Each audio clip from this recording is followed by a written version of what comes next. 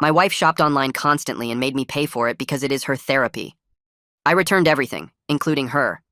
So, my wife Tessa and I had been married for 8 years, and she'd always liked shopping. But when the pandemic hit and she discovered online shopping, it became an addiction. Packages arrived daily, sometimes 15 in one day. She'd have them delivered to her sister's house, our house, her mom's house, anywhere to hide the volume. I was working 2 jobs to pay for everything while she stayed home, claiming she was building an influencer career that never materialized. She had 11 followers and 5 were family members. Every credit card was maxed. She'd opened cards in my name without telling me. When bills came, she'd say shopping was her therapy, and I should be supportive of her mental health. She actually said buying things online released dopamine, and it was basically medical treatment. She'd spend 6 hours a day scrolling shopping apps, had accounts on 40 different sites, knew every sale, every coupon code, every cashback deal. But she never looked for the best price, just bought whatever she saw first. She bought things we didn't need. 7 vacuum cleaners because each had different features. 19 throw pillows for our 2-person couch. Exercise equipment she never used but kept buying more because the new one would motivate her. She had boxes in the garage still unopened from 2 years ago. When I tried to return things, Tessa would cry and say I was controlling and abusive for denying her happiness. She told her friends I was financially abusing her by questioning purchases. Her mom called me saying real men provide for their wives' needs. Her needs apparently included 43 pairs of identical black leggings because each site described them differently. She'd buy the same item from multiple stores forgetting she'd already ordered it. We had 6 identical coffee makers still in boxes. She claimed they were investments for when ours broke. Ours was only a year old. The worst part was she'd use my credit card saved in her phone. She had all my information memorized. If I got new cards, she'd take photos while I slept. I tried using only cash, but she'd apply for new cards using my social security number she'd memorized from our tax forms. When packages arrived, she'd hide them and slowly introduce items like they'd always been there. I'd find new lamps and she'd swear we'd had them for years. She gaslighted me about throw blankets, saying I was losing my memory if I didn't remember buying 12 of them. She actually made me think I was going crazy until I started counting everything in the house. Our bedroom had 37 decorative pillows. Nobody needs 37 pillows. She bought seasonal decorations for holidays we didn't celebrate. We're not religious, but she bought Easter decorations for $8,000 because they were limited edition. She said they'd be worth more someday. They're still in the basement, worth nothing. She spent $4,000 on Christmas ornaments for a tree we didn't have because she planned to buy one eventually. That was 3 years ago. No tree yet, but ornaments keep coming. When I tried to cancel the internet to stop her shopping, she used her phone data and ran up a $2,000 phone bill. When I canceled the credit cards, she used buy now, pay later apps. When I froze my credit, she used her mom's information with permission because her mom thought I was being mean. Then I found out Tessa was lying about prices. She'd tell me something cost $50 when it was $500. She'd edit email confirmations before showing them to me. She had a secret bank account where refunds went, but she never told me about returns. She was essentially stealing from us by keeping refund money. But here's what Tessa didn't know. Every single return had to go through me because I'd slowly changed all the passwords to her shopping accounts. She didn't notice because saved payment methods still worked. I could see every order, every tracking number, every delivery date. I started returning everything the moment it arrived. But I didn't tell her. I'd let packages pile up, then return them all while she was at her sister's. She'd come home asking where her packages went, and I'd say I never saw them. She'd check tracking, and it would say delivered. She'd call customer service going crazy about missing packages. They'd investigate and find nothing because I'd already returned everything.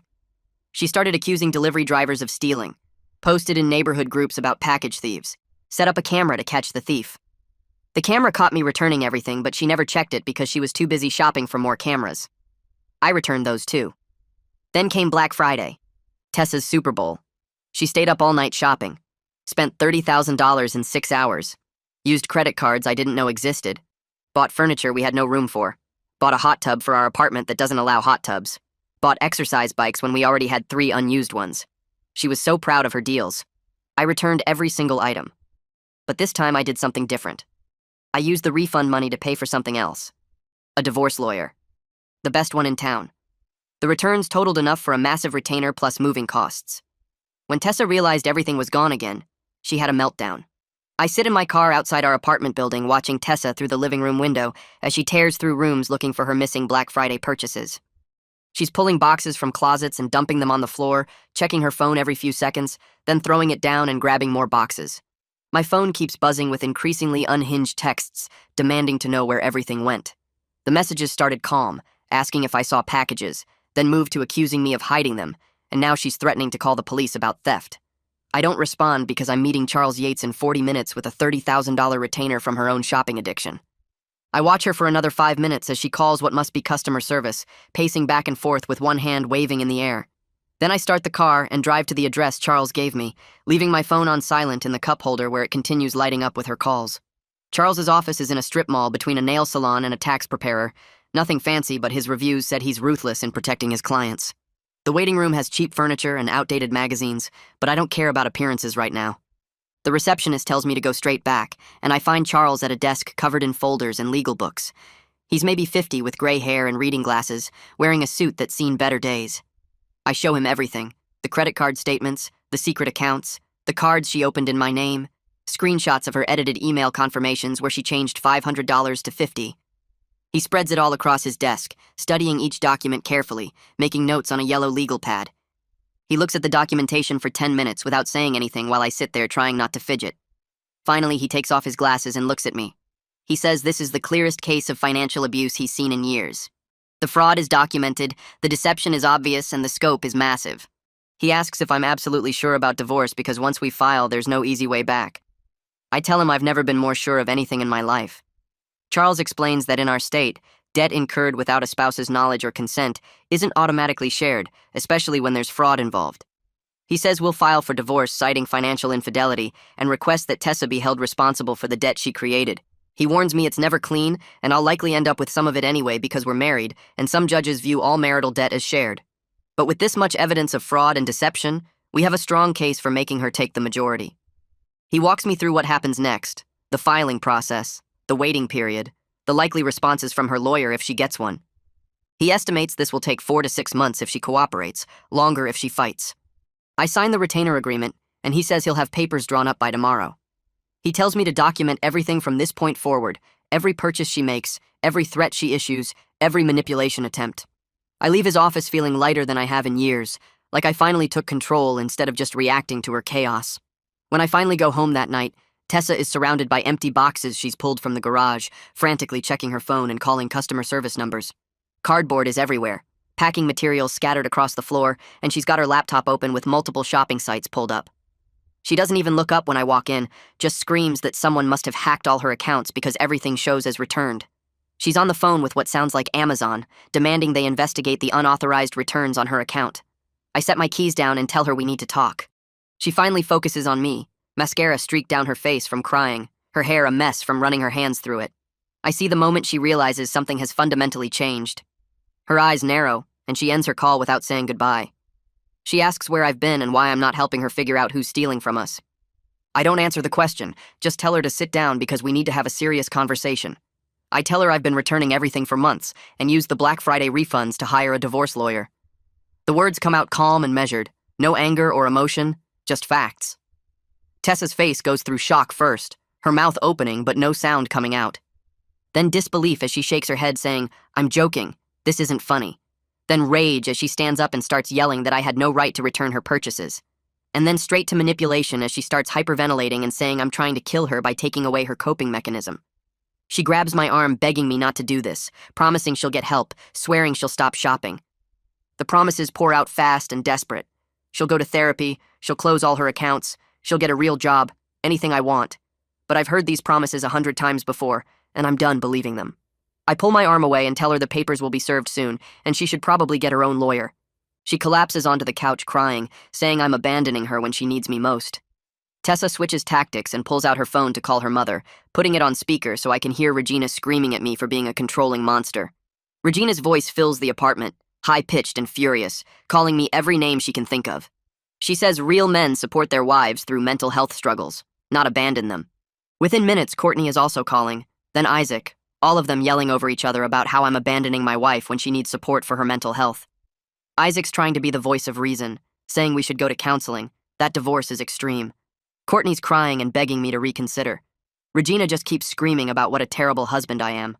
I let them rant for 5 minutes, listening to their accusations and guilt trips, feeling nothing but relief that I'm getting away from all of this. Then I hang up mid-sentence while Regina is still talking. I tell Tessa I'm sleeping in the spare room tonight, and she needs to stay away from me. She follows me down the hall begging and crying, but I close the door and lock it, hearing her collapse against it on the other side. The next morning, I wake up to find Tessa has called in sick to her non-existent influencer work and is camped outside the spare room door with printed articles about shopping addiction being a real disorder. I hear papers sliding under the door one by one, each with sections highlighted in yellow about how partners need to be supportive and understanding. She's narrating as she slides them, reading key passages out loud about how shopping addiction affects the brain's reward system just like drugs. I ignore her and check my phone to find 37 missed calls from her family and a dozen voicemails I don't bother listening to. I text Charles asking how fast we can move on this, and he responds immediately saying papers will be ready by end of day. I take a shower in the spare bathroom and get dressed for work, while Tessa continues her presentation outside the door. When I finally open it to leave, she's sitting on the floor surrounded by printed research papers, looking up at me with desperate hope. I step over her and head for the front door without saying anything. I go to work, and my boss notices I look like hell, so I end up telling Gavin the whole story in the break room. Gavin's been with the company for 15 years, and we've always gotten along but never really talked about personal stuff. But today I just need to tell someone who isn't part of the chaos. I lay out everything while we drink terrible break room coffee, the shopping addiction, the fraud, the returns, the divorce. Gavin listens without interrupting, nodding occasionally, and when I finish, he tells me he's been divorced twice. He says the first month is the hardest, because they'll try everything to make you feel guilty and change your mind. They'll cry, manipulate, get family involved, make promises they won't keep, anything to avoid facing consequences. He tells me to stay strong and not let her tears make me doubt my decision. Then Gavin offers me his spare room if I need to get out fast. He says his daughter moved out last year, and the space is just sitting there collecting dust. I thank him and tell him I might take him up on that soon. Charles texts me mid-afternoon that the divorce papers are ready and asks if I want them served by a process server or if I'll deliver them myself. I choose the process server because I know if I hand them to Tessa directly, she'll spend hours trying to manipulate me into tearing them up. She'll cry and beg and make it impossible to just leave the papers and walk away. Charles says he'll arrange it, and someone will serve her tomorrow at the apartment while I'm at work. I feel relieved knowing I won't have to be there for that moment, won't have to see her face when she realizes this is really happening. The rest of my workday drags as I imagine how tomorrow will go, Tessa answering the door expecting a package and getting divorce papers instead. That evening, Tessa tries a different approach, dressing up and making my favorite dinner like we're newlyweds again. She's wearing the dress she wore on our first anniversary, her hair and makeup done perfectly, candles lit on the dining table. She's cleaned the entire apartment and hidden all evidence of her shopping, even put some of the garage boxes out by the dumpster. The smell of pot roast fills the apartment, and she set the table with our good dishes we never use. I walk in, and she greets me with a smile that doesn't reach her eyes, asking how my day was like we haven't been fighting. I eat the dinner because I'm hungry, and I paid for the groceries anyway, but I don't engage with her attempts at conversation. She tries talking about memories from when we first got married, about trips we took, about inside jokes we used to have. I give one-word answers and keep eating. I see her frustration building when her usual tactics aren't working, her smile getting more forced, her voice getting tighter. She finally breaks and asks what she has to do to fix this. I tell her there's nothing to fix because I'm done, and I take my plate to the kitchen and go back to the spare room for the night. The next day at work, I'm sitting at my desk trying to focus on a spreadsheet when my phone starts buzzing. Tessa's name lights up the screen and I almost don't answer, but something makes me pick up. The second I do, she's screaming so loud I have to pull the phone away from my ear. She's yelling that a man just showed up at our door with divorce papers, that I'm a monster, that she can't believe I'm doing this to her. Her voice is shaking and high-pitched and I can hear her crying between the screaming. She threatens to max out every credit card we have left, to tell everyone I know that I'm abusive, to make sure I never see a penny of anything we own together. She says she'll ruin me, that I'll regret this, that her lawyer is going to destroy me in court. I wait for her to take a breath, and then I tell her calmly that Charles already knew she'd react this way and we've frozen everything we can. She starts screaming again, but I hang up while she's mid-sentence. My hands are shaking a little as I set the phone down, and I notice my coworker at the next desk is staring at me. I just shake my head and go back to my spreadsheet, but I can't focus on the numbers. My phone buzzes again 2 minutes later. Then again. Then again. I watch it light up 17 times in the next 2 hours, Tessa calling over and over. I finally block her number around lunchtime and get maybe 10 minutes of peace before my phone rings from a different number. I answer thinking it might be Charles, but it's Courtney. Her voice is softer than Tessa's, but just as desperate. She begs me to reconsider, saying Tessa is having a complete breakdown and hasn't stopped crying since the process server left. Courtney tells me Tessa already ordered $6,000 worth of stuff on a credit card I didn't even know existed, that she's spiraling, that she needs me. I tell Courtney that she helped make this worse by letting Tessa use her address for secret deliveries all these years. I say that maybe this breakdown is exactly what Tessa needs to finally face reality instead of everyone protecting her from consequences. Courtney's voice gets tight and she says, "I'm being cruel," but I tell her I'm being honest for the first time in years. She hangs up on me, and I block her number too. When I get home that evening, I walk in and immediately see Isaac and Regina sitting on my couch with Tessa between them. Tessa's eyes are red and swollen, and she won't look at me. Isaac stands up and gestures for me to sit in the armchair across from them, like this is his house instead of mine. He says they need to talk, that they're here because they're worried about both of us. Regina has her arm around Tessa, who's staring at the floor. Isaac does most of the talking, his voice calm and reasonable like he's mediating a business dispute. He says divorce is extreme, that what Tessa needs is support and therapy, not abandonment. He talks about marriage vows and working through problems and how everyone has struggles. Regina nods along and adds that I should be more understanding of Tessa's mental health. I sit there listening for about 10 minutes while Isaac explains all the reasons I should give Tessa another chance. Then I get up and walk to the spare room where I've been keeping a folder. I come back and sit down and open it. I start reading numbers out loud. The total debt, which is now over $120,000. The credit card she opened in my name without permission, with dates and account numbers. The purchases she lied about, showing them the real prices next to what she told me they cost. The secret bank account where she kept refund money, with transaction histories. I read every single number clearly and slowly. Regina tries to interrupt, saying this isn't appropriate, that I'm embarrassing Tessa. But I keep reading. I pull out bank statements and credit reports and lay them on the coffee table.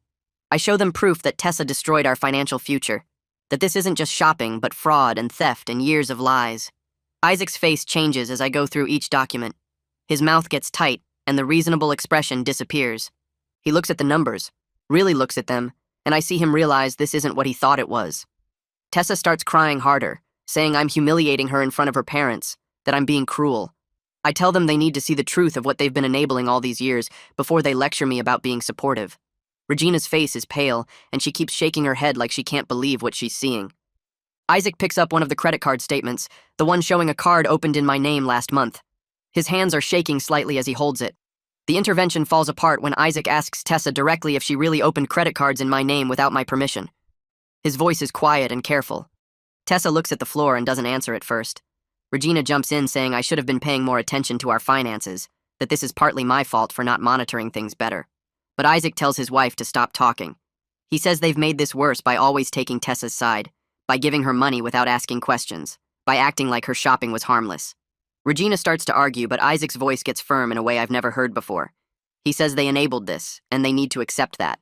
Tessa is crying into her hands now, her shoulders shaking. Isaac looks at me and says he understands now why I'm doing this. Regina helps Tessa stand up and wraps her arms around her.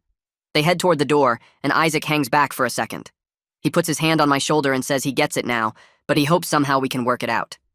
I don't say anything, and he follows his wife and daughter out. That night, I pull 2 suitcases from the closet and start packing. I grab clothes, my laptop, important documents, the basics. Tessa sits on the bed watching me without saying anything. She stopped crying, but her face is blank and tired.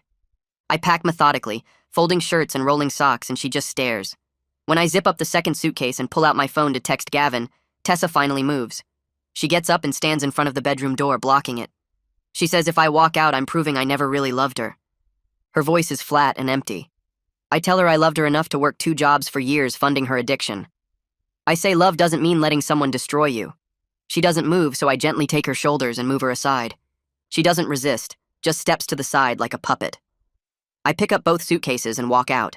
Gavin's spare room is small with just a twin bed and a dresser, but it's clean and quiet. I set my suitcases down and sit on the bed and realize how tired I am. Gavin knocks and comes in with clean sheets and towels. He tells me to take all the time I need to figure things out, that his daughter won't be moving back anytime soon. I thank him, and he leaves me alone. That night I sleep for 10 hours straight without waking up once. No checking for packages, no listening for Tessa shopping on her phone at 3 in the morning, no anxiety about what new disaster I'll find tomorrow.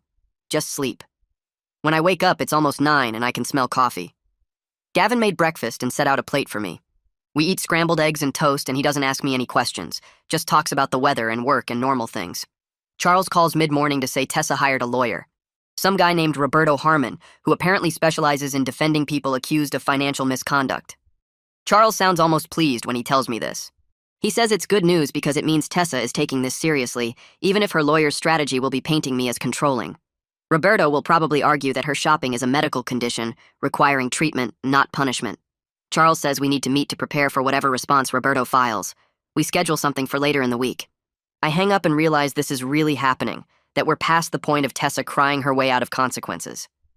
Over the next week, Tessa's family tries everything to get me to come back. Courtney shows up at my work with a sealed envelope, a letter from Tessa that I don't open.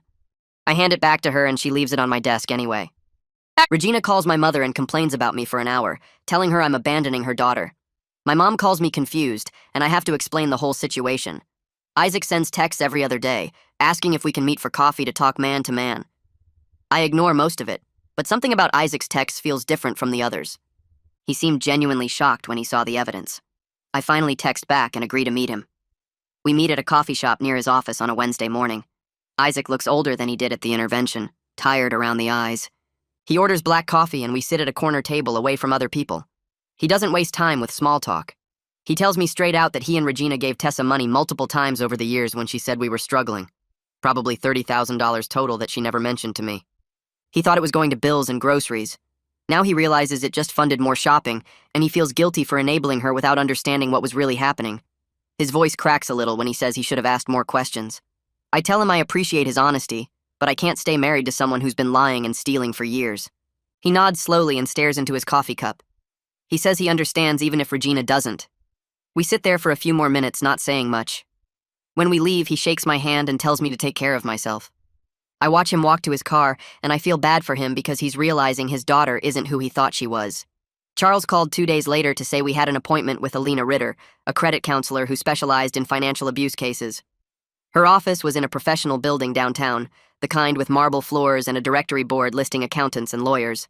Alina met us in a conference room with a long table covered in folders and a laptop.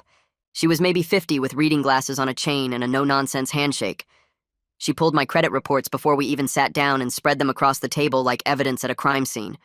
She pointed to accounts I'd never seen before, 2 store cards from retailers I didn't shop at, both opened within the last month. Tessa had used my information after I thought I'd frozen everything. Alina traced her finger down columns of numbers, adding silently, and when she looked up, her expression told me it was worse than I thought. The total debt was over $120,000, not counting the mortgage and car loans. She said realistically I'd be dealing with this for years, even with the best outcome. Some of the debt would stick to me no matter what we did. Charles took notes while Alina explained the difference between joint debt and fraudulent debt, how creditors would fight me on every account Tessa opened without permission because I was her spouse. She said courts assumed married people shared financial responsibility unless I could prove I had no knowledge of the accounts. I sat there looking at the numbers and felt like I was drowning in paper. Alina pulled up fraud report forms on her laptop and started walking me through the process. She said I needed to file police reports for identity theft, dispute every fraudulent account with the credit bureaus, and send certified letters to each creditor explaining the situation. She warned me that because Tessa was my spouse, proving fraud was harder than if a stranger did it. Some creditors would fight the disputes, claiming I should have been monitoring our finances more carefully. They'd argue that married people have access to each other's information, and I was responsible for not catching it sooner. She showed me a timeline of how long each step would take, months of back and forth with credit agencies and collection departments. I'd have to gather documentation proving Tessa opened accounts without my knowledge, statements showing I never used the cards, evidence of her deception. Alina said some cases took years to resolve, and even then I might end up responsible for a portion of the debt. She asked if I had copies of the edited email confirmations Tessa showed me, the ones where she changed prices. I did, saved on my phone from when I started documenting everything. She said those would help prove a pattern of deception. Charles asked about the secret bank account where Tessa kept refund money, and Alina said that was strong evidence of intentional fraud, not just impulsive shopping. We spent 2 hours going through every account, every card, every loan, building a case file that felt like it weighed more than I did. When we finished, Alina printed out a packet of forms and instructions. She said to call her when I had questions because I would have questions. I left her office feeling overwhelmed by how much work it would take to untangle this mess, like Tessa had tied knots in my financial life that would take years to undo. 3 days later, Charles forwarded me a letter from Roberto Harmon, Tessa's lawyer. It was 6 pages long on official letterhead, full of psychological terminology and legal arguments. Roberto claimed Tessa suffered from compulsive buying disorder, a recognized mental health condition, and that I was aware of her struggles but failed to get her help. The letter included a statement from a therapist Tessa apparently saw twice last year, who diagnosed her with anxiety and depression. There was no mention of shopping addiction in the therapist's notes, just general statements about stress and mood. Roberto argued that Tessa shouldn't be held solely responsible for debt incurred due to an untreated mental illness. He cited studies about compulsive buying disorder and how it affected judgment and impulse control. The letter painted me as a negligent husband who watched his wife spiral into addiction without intervening, then punished her for being sick. It made me sound cruel and controlling. Roberto said Tessa was willing to accept responsibility for her condition and enter treatment, but that the debt should be shared equally because I benefited from the purchases too. I read the letter twice and felt my blood pressure rising. Charles called me after I'd had time to digest it and said not to worry, that Roberto was doing his job by trying to create sympathy. We scheduled a meeting to craft our response. Charles and I spent an afternoon in his office going through every piece of evidence I'd collected. We built a timeline showing how Tessa systematically concealed her shopping, opening accounts in my name without permission, lying about prices, editing email confirmations, and keeping refund money in a secret account. Charles said mental illness didn't excuse fraud, and we needed to show that Tessa knew her behavior was wrong because she actively hid it. If she truly couldn't control herself, why did she go to such lengths to deceive me? Why did she have packages delivered to multiple addresses? Why did she edit receipts and lie about costs? Those weren't the actions of someone who lacked impulse control. Those were the actions of someone who knew exactly what she was doing and didn't want to get caught. We drafted a response letter pointing out that Tessa only claimed shopping was therapy when confronted, not before. She never sought help for an addiction. She never told me she was struggling. Instead, she stole my identity, opened credit cards, and lied for years. The secret bank account proved she understood the concept of right and wrong because she hid the evidence. Charles included copies of the edited emails, screenshots of her multiple delivery addresses, and bank statements showing the secret account. He wrote that while we sympathized with anyone struggling with mental health issues, those issues didn't give someone the right to commit fraud and identity theft. The letter was 8 pages long and dismantled Roberto's argument piece by piece. Charles said Roberto was good at his job, but the evidence of intentional deception was too strong for the mental illness defense to work completely. It might create some sympathy with a judge, but it wouldn't erase what Tessa did. 2 weeks after I moved out, my phone rang from an unknown number. I almost didn't answer, but something made me pick up. It was Courtney calling from a friend's phone. She said Tessa had stopped eating and was just shopping online constantly, that she'd ordered over $20,000 worth of stuff in the past week. Their parents were freaking out. Regina was threatening to have Tessa committed. Isaac was trying to get her into an inpatient program. Courtney said I needed to come back and help, because I was the only one Tessa would listen to. I told Courtney that Tessa needed professional help, not me coming back. I said her family needed to stop enabling her by giving her money or access to credit.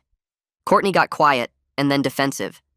She said I was being cruel, that Tessa was clearly having a mental health crisis, and I was making it worse by abandoning her.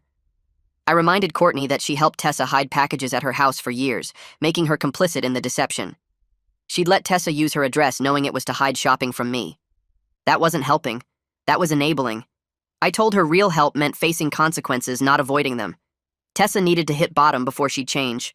Courtney said I was heartless and hung up. I stared at my phone for a minute, and then felt good about holding my boundary instead of rushing back to fix things like I always did before. Charles called a week later to schedule a mediation session with Roberto. He said it was our chance to reach a settlement on asset division and debt responsibility before going to court. Going to court would cost more in legal fees and take months longer. He warned me that Tessa would probably try to use the session to manipulate me emotionally.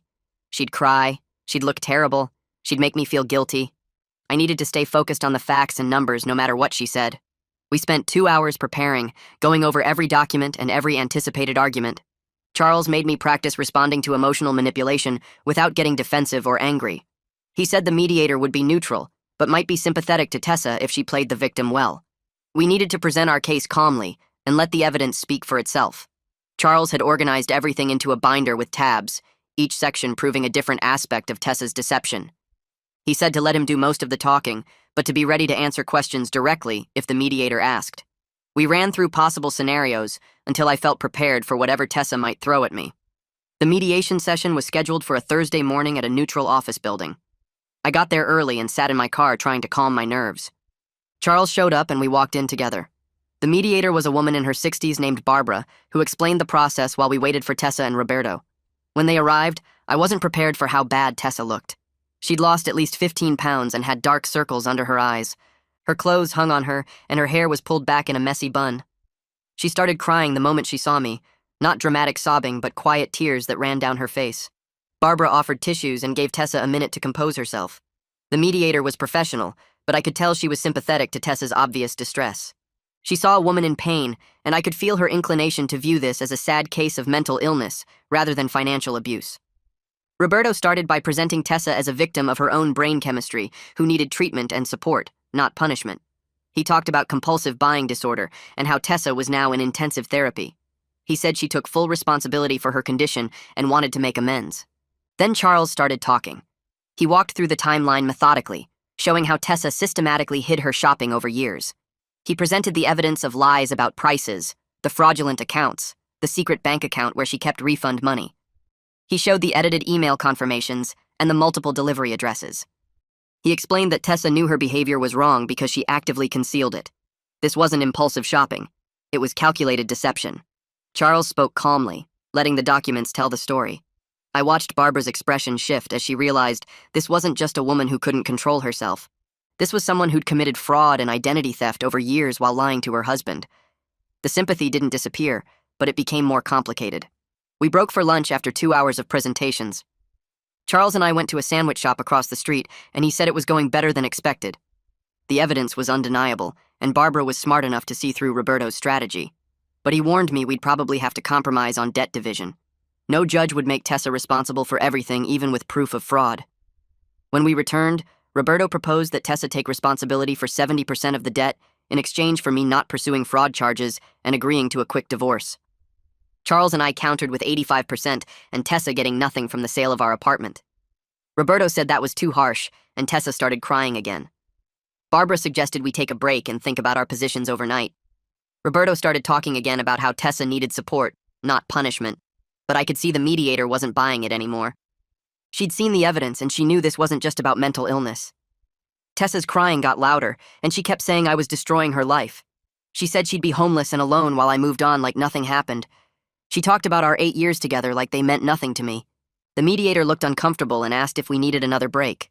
Roberto jumped on that and suggested we take a day to think about our positions. The mediator agreed and said everyone should cool off and reconsider. We scheduled another session for 2 days later. Tessa wouldn't look at me as she left with her father. Charles packed up his documents and told me this was actually progress because the mediator saw through the manipulation. But I felt awful watching Tessa fall apart, even though I knew she'd caused all of this. I drove back to Gavin's place feeling completely drained. My hands shook on the steering wheel, and I kept replaying Tessa's crying in my head. Gavin was home early and took one look at my face and asked how it went. I told him about the mediation and how Tessa broke down. He nodded and started making dinner without saying much. We ate pasta at his small kitchen table, and he finally told me about his first divorce. His ex-wife had cried and manipulated him for months. She made him feel like a monster for leaving, even though she'd been cheating on him. He said he almost went back to her 3 times because the guilt was so intense. But then he realized staying would have destroyed them both. He looked at me and said, "Guilt is normal, but it doesn't mean I'm wrong. Tessa's tears don't erase years of financial abuse." I needed to hear that. I went to bed early and slept hard for the first time in days. 2 days later, I was at work when Charles called. Tessa had gone on another massive shopping spree the night before. She'd spent $8,000 in one day on clothes and home goods and random stuff. Her parents found out when the credit card company called them because she'd maxed out a card Regina had given her for emergencies.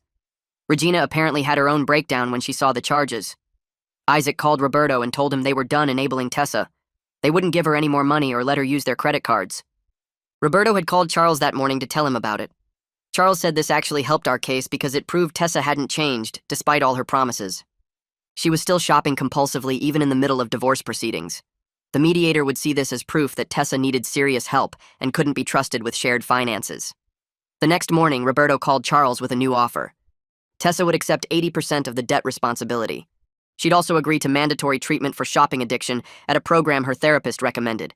In exchange, she wanted to keep some of the furniture from our apartment and her car. Charles thought this was as good as we'd get without going to court. Going to court would cost thousands more in legal fees and take months longer. He asked what I wanted to do. I sat at my desk staring at my computer screen. Part of me wanted to fight for everything, but I was so tired. I just wanted this over, so I could start rebuilding my life. I told Charles to accept the terms. He said he'd call Roberto back and start drafting the settlement agreement. We scheduled a final mediation session for the following week to sign everything. I took the morning off work and met Charles at the mediator's office. Tessa showed up with Isaac, but not Regina. She looked different from last time, less hysterical and more resigned. Her eyes were red, but she wasn't crying. She wore jeans and a plain sweater instead of the dress she'd worn to previous sessions. The mediator had all the paperwork ready. She walked through each section explaining what it meant. Tessa would take 80% of the debt. I'd take 20%. She'd keep her car and some furniture we'd agreed on. I'd keep the rest and whatever money came from selling the apartment. The divorce would be final in 60 days from signing. Both of us had to follow the financial terms immediately. Tessa signed each page without looking at me. Her hand shook as she wrote her initials. I signed my pages and felt nothing. The mediator congratulated us on reaching an agreement and said the court would process everything within a few weeks. After we finished signing, Tessa asked if she could talk to me alone for 5 minutes. The mediator looked at me and I nodded. We stepped into the hallway outside the office. Tessa leaned against the wall and finally looked at me. She said she was sorry. She knew she'd destroyed everything, and she understood why I was leaving. She said she was starting intensive therapy next week at a program that specializes in shopping addiction. She hoped someday I could forgive her even if we weren't together. I told her I hoped she got the help she needed. I meant it. But I also knew I could never trust her again. She'd lied too many times and stolen too much. She nodded like she understood, and we went back inside. Isaac shook my hand before they left. Charles and I walked to our cars, and he said I should feel proud of how I handled everything. I just felt empty. The next week, I started separating our finances completely. I went to the bank with copies of the divorce paperwork and closed all our joint accounts. The bank representative was helpful and didn't ask too many questions. She helped me open new accounts in just my name. She showed me how to set up alerts on my phone so I'd know immediately if anyone tried to access my accounts. She walked me through freezing my credit properly this time so Tessa couldn't open anything else. It took 3 hours to do everything. I had to sign so many forms my hand cramped. But each step made me feel more secure. I was finally in control of my own money again. The representative gave me her card and said to call if I had any problems. I thanked her and left feeling lighter than I had in months. Charles filed the final divorce paperwork with the court a few days later. He called to tell me everything was submitted, and unless Tessa contested something, we'd be officially divorced in 2 months. She wouldn't contest anything based on the settlement we'd signed. He also helped me file fraud reports on the accounts Tessa had opened in my name. We had all the documentation showing she'd used my information without permission. But Charles warned me the credit card companies would fight it. They'd argue I should have been monitoring our finances more carefully. I'd probably end up responsible for some of it despite all the proof. He said to be prepared for that. I told him I understood and thanked him for everything he'd done. He said he'd send me a final bill once the divorce was complete. I scheduled another meeting with Alina to work on a debt repayment plan. She pulled up all my accounts and we calculated everything I'd be responsible for after the settlement and fraud disputes. It came to about $35,000. She asked about my income and expenses and started building a budget. She explained that with my current salary, I could pay it off in about 4 years if I stayed disciplined. 4 years sounded like forever, but it was better than the alternative. She showed me how to track my spending and set up automatic payments. She said the key was sticking to the plan and not getting discouraged. I left her office with a binder full of worksheets and payment schedules. It was overwhelming, but also clarifying. I had a concrete plan instead of just drowning in Tessa's chaos. That evening, Gavin told me about an opening at his company. The position paid better than my current job and had better benefits. He thought I should apply even though I wasn't sure I was qualified. He said the worst they could do was say no. I updated my resume that night and submitted an application. 2 days later, I got a call for an interview. The hiring manager was friendly and asked about my background. I was honest about my situation and told her I was going through a divorce and dealing with debt from my ex-wife's shopping addiction. I said I was looking for stability and a chance to rebuild my finances. She appreciated my honesty and said she respected people who took responsibility for fixing their problems. The interview lasted an hour, and I felt good about it. A week later, she called to offer me the job. The salary was 20% higher than what I was making. I accepted immediately. Alina and I revised my repayment plan, and the new income would cut my timeline down to less than 3 years. Things were finally starting to look up. I walked into my manager's office on Monday morning and gave notice at my current job. She seemed surprised because I'd been there for 4 years and never complained. I told her I got a better opportunity and would work out my 2 weeks. Then I called the warehouse where I'd been doing weekend shifts and told them I was done immediately. They didn't care much because turnover there was constant anyway. That second job had been pure survival mode, just trying to keep up with Tessa's spending. Now I was finally free of it. The first Saturday I had off in 3 years, I woke up at 9 instead of 5 and just lay in bed staring at the ceiling. No alarm, no rushing to clock in, no loading trucks for 8 hours. It felt wrong somehow, like I was forgetting something important. Gavin texted asking if I wanted to grab lunch, and I realized I could actually say yes. We met at a burger place near his house, and he laughed when I told him about my weird morning. He said it would take a while to adjust to having a normal schedule again. He asked what I was going to do with all my free time, and I honestly didn't know. I'd spent so long just working and managing Tessa's chaos that I couldn't remember what I used to enjoy. Gavin suggested I join his gym because they had a good deal for new members. I told him I'd think about it, but really I was already planning to sign up. Having something to do with my mornings besides work sounded amazing. The apartment sold in 2 weeks because the market was hot, and we'd kept it in decent shape despite all of Tessa's stuff. The realtor said young couples loved the layout and location. We got almost exactly what we paid for it 5 years ago, which meant after paying off the mortgage there was only about $8,000 in equity to split. Per the settlement, I got $4,000, which was exactly enough for first and last month on a small place, plus a little leftover for furniture. I found a 1-bedroom apartment in an older building about 20 minutes from my new job. It was maybe a third the size of what Tessa and I had, but the rent was reasonable and it was all mine. No shared spaces, no joint decisions, no one else's stuff taking over every surface. The landlord did a walkthrough with me and pointed out that the previous tenant had left it very clean. I signed the lease that day. Moving in took one Saturday afternoon because I barely had anything. Most of our furniture had been Tessa's impulse purchases, and I didn't want any of it. I took my clothes, my laptop, the TV from the spare room, and some kitchen basics. Gavin helped me load everything into his truck, and we made one trip. The apartment looked empty with just a bed, a small couch, and a folding table I'd bought at a discount store. But it felt clean and simple in a way that made me breathe easier. No decorative pillows, no unused exercise equipment, no boxes of stuff we'd never opened. Just space and quiet. I spent the evening setting up my few belongings and ordering pizza. Gavin stayed for dinner and we watched a game on my TV. He said the place had good energy and I agreed. It was the first space I'd had that felt like mine in years. Courtney called me 3 weeks after I moved out. I almost didn't answer because I was done with Tessa's family and their drama. But something made me pick up. She started talking fast, apologizing for helping Tessa hide packages at her house and for not seeing how bad things had gotten. She said she'd been going to Al-Anon meetings because her therapist suggested it. Apparently she had her own issues with enabling family members and needed to work through them. I listened without saying much. She told me Tessa was in intensive outpatient therapy 3 days a week and had been sober from shopping for 3 weeks. She was going to support groups for compulsive buying disorder and actually seemed committed to getting help. I told Courtney I was glad Tessa was doing better, but I needed distance from her whole family while I figured out my own life. Courtney said she understood and respected that.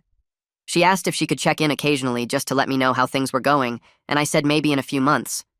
I needed space first. She thanked me for listening and said she hoped I was doing okay. After we hung up, I felt weird. Part of me was relieved Tessa was getting help. Part of me didn't care anymore because it wasn't my problem. I decided not to think about it too much and went for a run instead. The 60-day waiting period ended on a Tuesday in March. I woke up that morning knowing today was the day my marriage officially ended. No court appearance, no dramatic scene, just paperwork being processed somewhere in a government building. Charles emailed me at 10 with the final decree attached. He congratulated me on making it through and reminded me to keep copies of everything in case Tessa violated the financial terms of the settlement. I saved the file in 3 different places and printed 2 copies. One went in a folder with all my divorce documents, the other went in a safety deposit box I'd rented at the bank. I took a long lunch break and went to a nice restaurant downtown. Sat at the bar and ordered a steak and a beer. The bartender asked if I was celebrating something and I said sort of. He didn't push for details. I ate slowly and watched people walking by outside. Couples holding hands, parents with strollers, business people on their phones. Everyone just living their normal lives while mine was completely different from it had been a year ago. I felt relieved that it was finally over.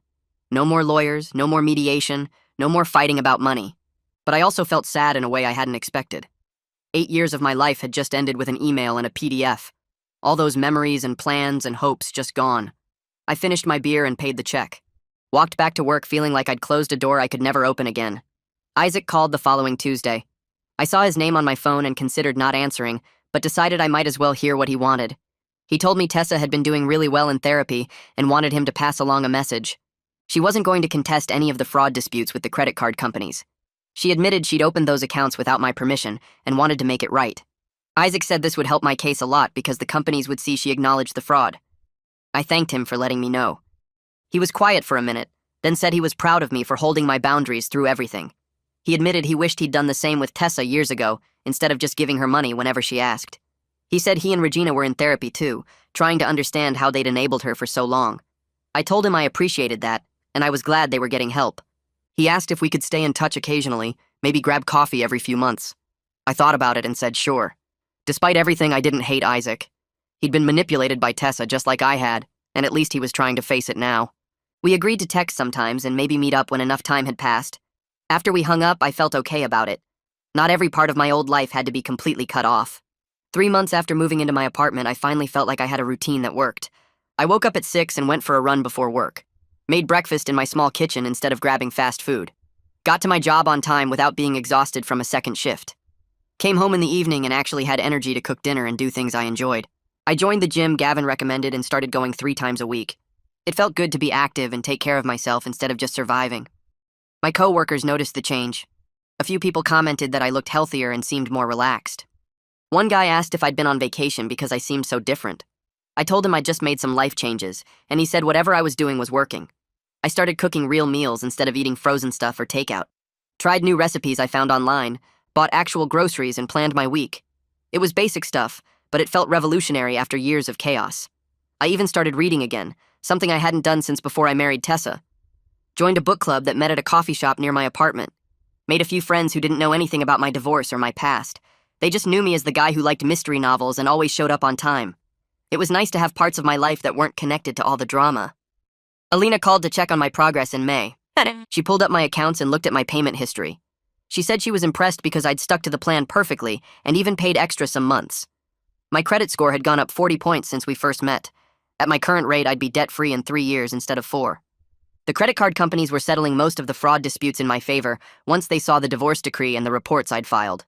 2 of the big accounts Tessa had opened got removed completely from my credit report.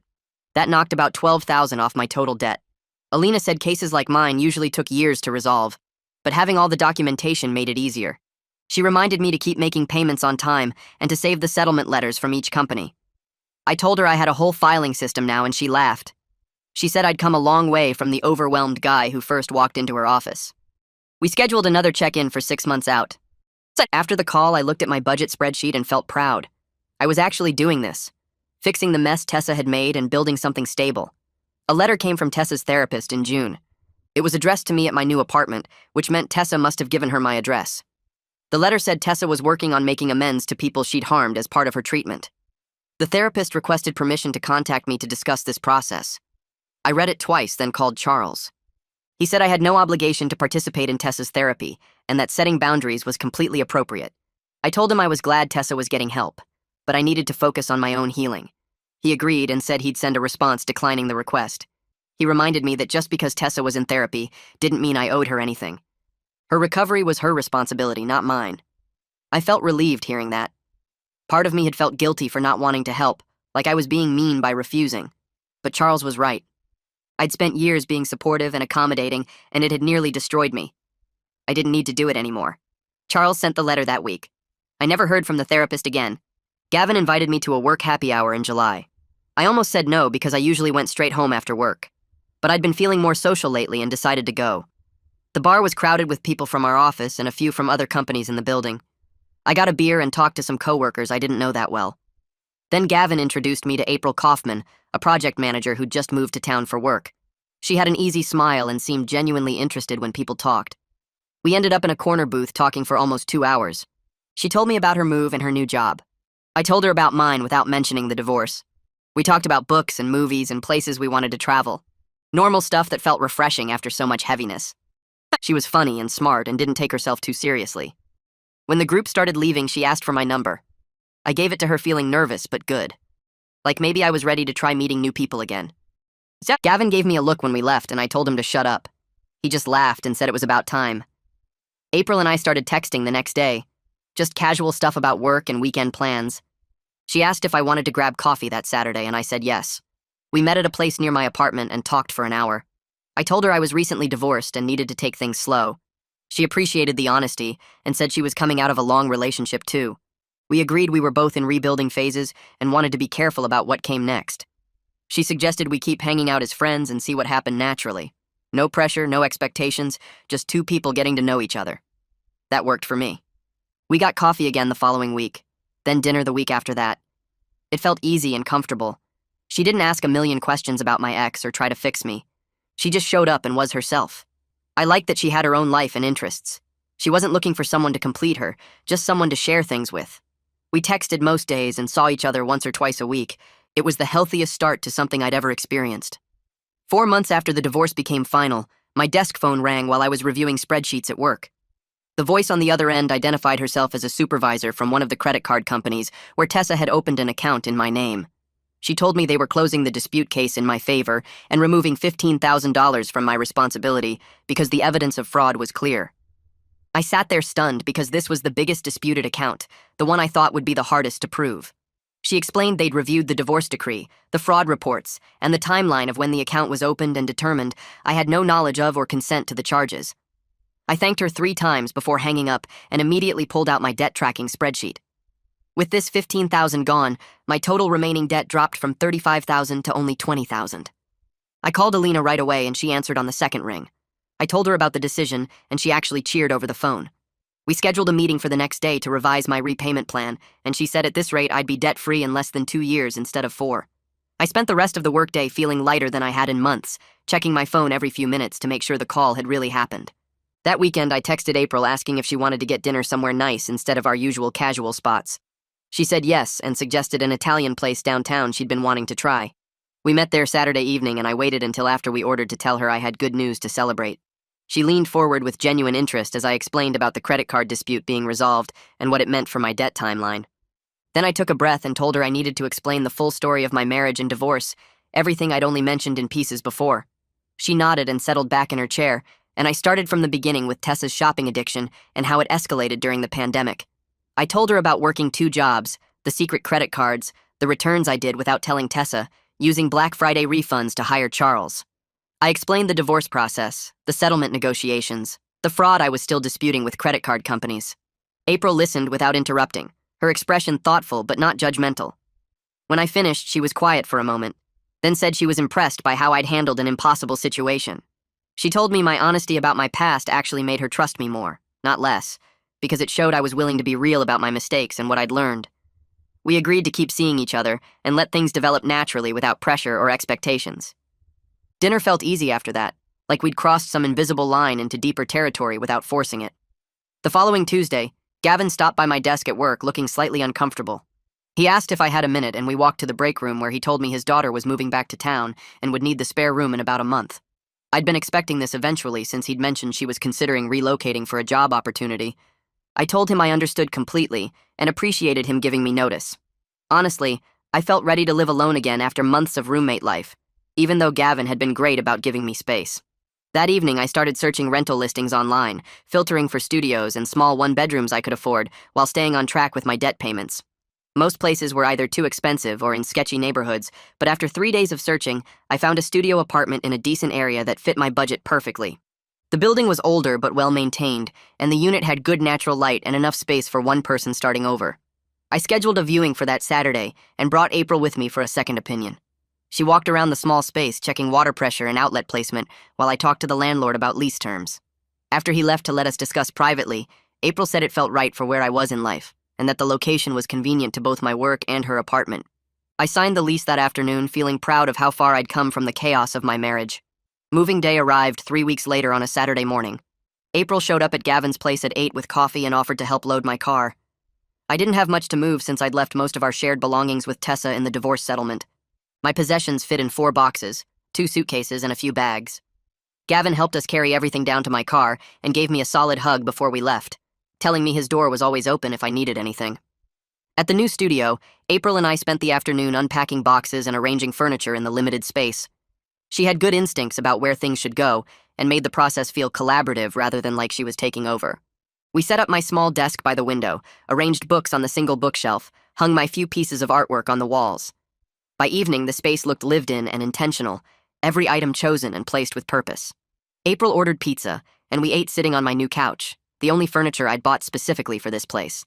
The studio felt comfortable and manageable in a way my apartment with Tessa never did, probably because there were no hidden packages or secret shopping apps draining resources. April didn't push to stay over or hint about spending more time there, and I appreciated her patience with letting our relationship develop at its own pace. When she left that night, I stood in my studio alone and felt genuinely content for the first time in years. 6 months after the divorce became final, I woke up on a Tuesday morning and made coffee in my small kitchen while checking my bank account on my phone. My debt balance showed only $10,000 remaining, which I was paying off ahead of schedule thanks to my increased salary and careful budgeting. My credit score had recovered significantly from the damage Tessa's fraudulent accounts had caused, jumping almost 100 points in half a year. I was dating April regularly without any pressure to define what we were or rush into serious commitment. My job had become something I actually enjoyed rather than just a paycheck, and my coworkers had evolved from acquaintances into genuine friends who invited me to things outside work. I poured my coffee and stood by the window watching morning light fill the studio, and something shifted in my chest. The constant weight I'd carried for years was gone, replaced by this unfamiliar lightness. I realized I hadn't felt this unburdened since before I married Tessa, maybe even longer.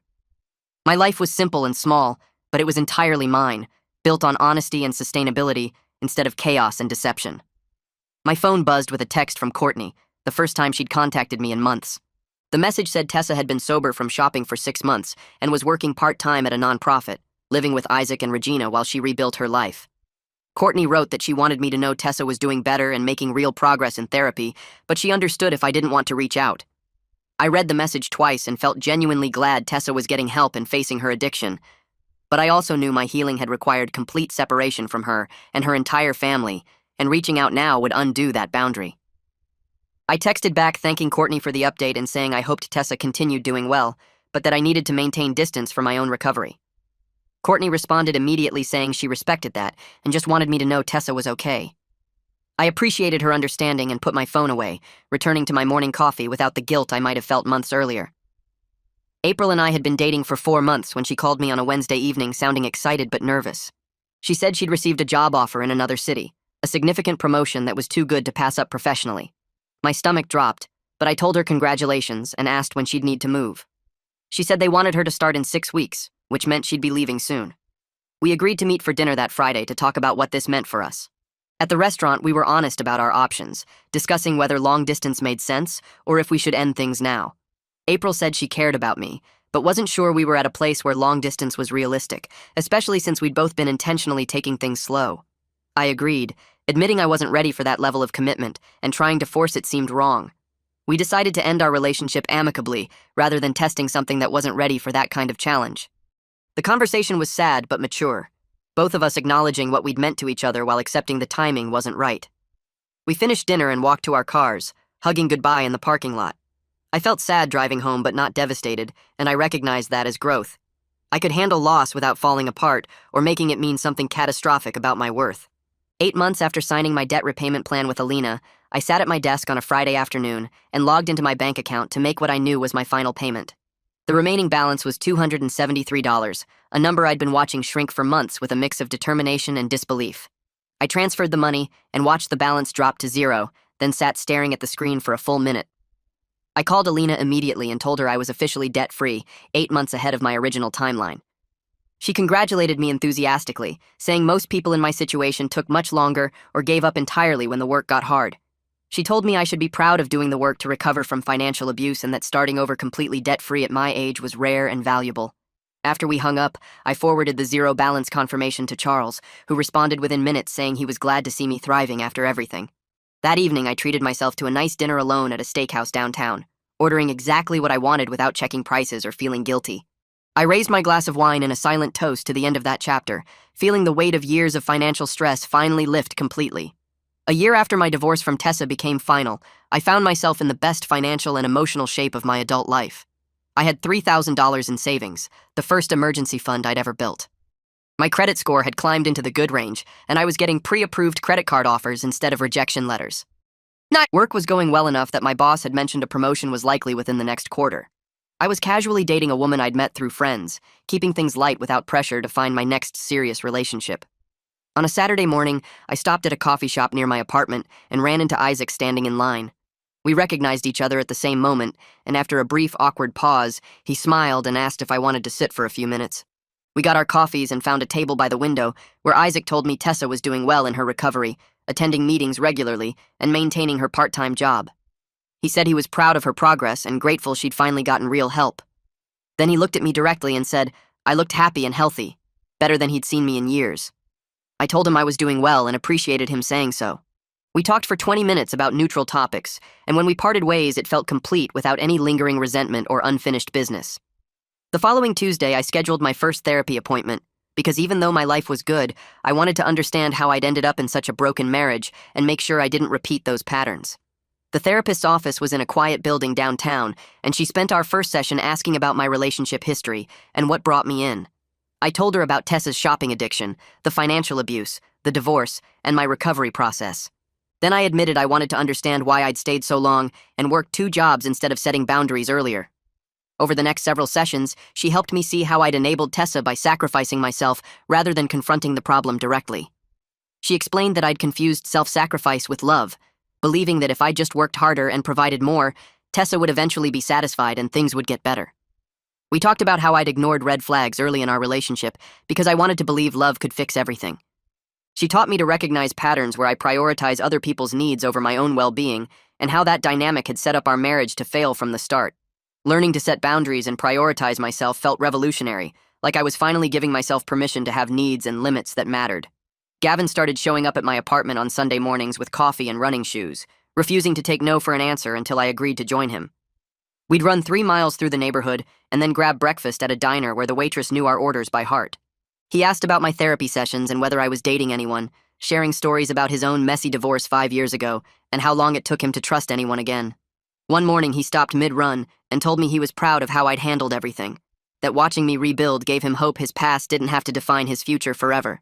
I realized our friendship had become something real, not just a coworker helping out someone in crisis, and I told him I was grateful he'd offered that spare room when I needed it most. We kept running every Sunday after that, talking about work projects and terrible first dates, and whether either of us would ever get married again.